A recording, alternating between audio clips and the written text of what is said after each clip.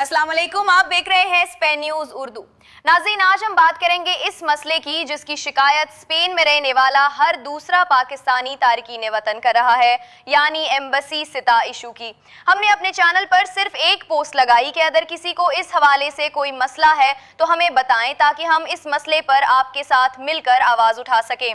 इसके जवाब में हमें सैकड़ों मैसेजेस और कमेंट्स मौसूल हुए जो इस बात का वाज़ेह सबूत है कि ये मसला अब बहुत संगीन सूरत इख्तियार कर चुका है। इस पर आवाज़ उठाना अब बहुत ज़रूरी है, खामोशी इस मसले का हल नहीं। वीडियो में आगे बढ़ने से पहले हम ये बात वाज़ेह करना चाहते हैं कि इस वीडियो में बयान की गई बातें हमें मौसूल होने वाले अवामी पैगामात और शिकायत पर मबनी है और मुतालिका हुक्काम से दरख्वास्त है कि इन शिकायत की मुकम्मल तहकीकात करके अवाम को एतमाद में लिया जाए।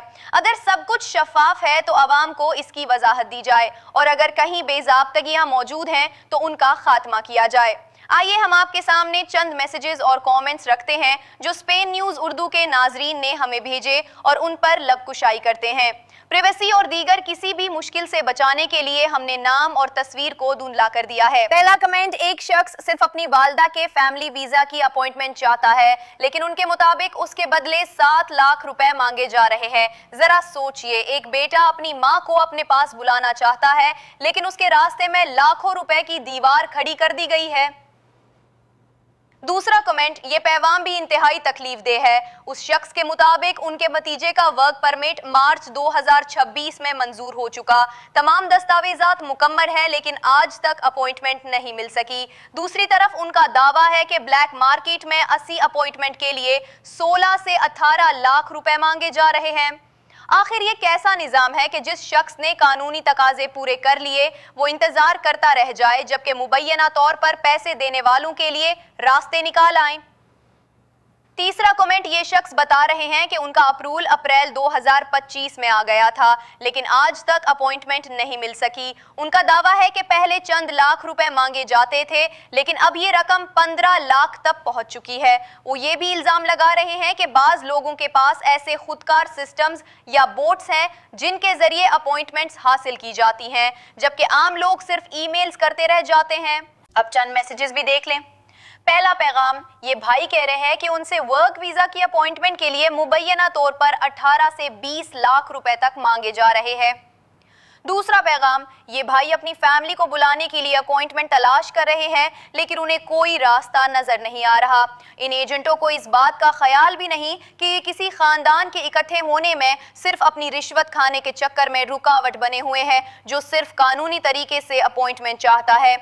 अफसोस की बात यह है कि जब एक आम शहरी मदद मांग रहा हो तो मुतालिका इदारों की तरफ से उसे वाज़ेह और मुअस्सिर हल क्यों नहीं मिल रहा। आखिर अवाम जाएं तो जाएं कहाँ। तीसरा पैगाम, ये भाई 2 साल से कोशिश कर रहा है कि उसे अपॉइंटमेंट मिल जाए। इस शख्स का पैगाम सुनकर मुझे बहुत दुख हुआ क्योंकि ये शख्स अब इस पूरे निज़ाम से ही मुतनफ़िर हो चुका है।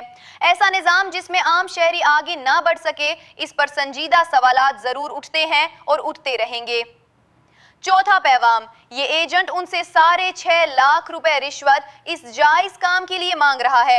हैरानी की बात यह है कि उनको कोई पूछने वाला नहीं और उनकी पुष्ट पर किसी बड़े अफसर का हाथ है जो उन्हें किसी भी इंक्वायरी से छुड़वा लेगा।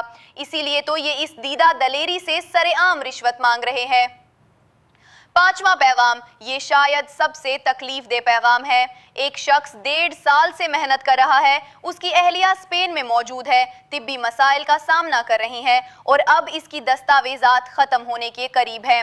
अगर वाकई अपॉइंटमेंट ना मिलने की वजह से लोगों की बरसों की मेहनत जाया हो रही है तो मुतालिका इदारों को इसका जवाब देना होगा। अवाम सिर्फ ये जानना चाहते हैं कि आखिर इस मसले का मुस्तकिल हल कब निकलेगा। नाजरीन, ये सिर्फ चंद पैगामात हैं जबकि मेरे पास इस तरह के सैकड़ों मैसेजेस मौजूद हैं। हर मैसेज के पीछे एक इंसान है, एक खानदान है। किसी की माँ अपने बच्चों से मिलना चाहती है, किसी की बहन अपने मुस्तकबिल का इंतजार कर रही है, किसी की बीवी स्पेन में बीमारी के साथ अपने शौहर की राह देख रही है और कोई अपनी बरसों की मेहनत सिर्फ इसलिए जाया होते देख रहा है कि उसे एक अपॉइंटमेंट नहीं मिल रही। इस मसले के हवाले से जब एम्बेसडर साहब से सवाल किया गया तो उनका जवाब था कि वो बेबस हैं, जी हाँ, आप ठीक सुन रहे हैं। लोग इतनी बड़ी तादाद में यही बात कर रहे हैं तो फिर सवाल ये पैदा होता है कि मुतल्लिका हुक्काम आखिर कर क्या रहे हैं। अगर निज़ाम शफाफ है तो आम आदमी को अपॉइंटमेंट क्यों नहीं मिल रही, और अगर अपॉइंटमेंट्स का मुबैना काला बाजार चल रहा है तो उसे रोकने के लिए अब तक मौसर कार्रवाई क्यों नहीं की गई? इसका कोई हल नहीं। हम स्पेन एम्बेसी, मुतल्लिका वीज़ा सर्विस फराहम करने वाले इदारे और पाकिस्तान के मुतल्लिका हुक्काम से मुअद्दबाना मगर पुरजोर अपील करते हैं कि इस मामले का फौरी नोटिस लिया जाए।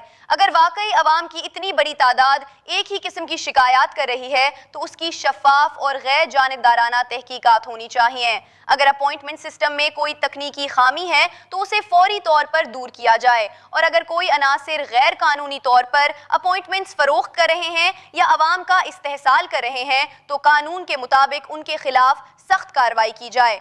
हर पाकिस्तानी को ये हक हासिल है कि वो कानूनी तरीके से बगैर किसी सिफारिश और बगैर लाखों रुपए अदा किए अपनी अपॉइंटमेंट हासिल कर सके। खामोशी इस मसले का हल नहीं बल्कि बरवक्त और मुअस्सर कार्रवाई ही अवाम का एतमाद बहाल कर सकती है। आखिर में हमारी अपने देखने वालों से गुजारिश है कि इस वीडियो को जितना हो सके आगे शेयर करें ताकि हमारी आवाज़ वज़ीर आज़म तक पहुँच सके और वो इसका नोटिस लेकर कोई हल निकाल सकें। अल्लाह हाफिज़।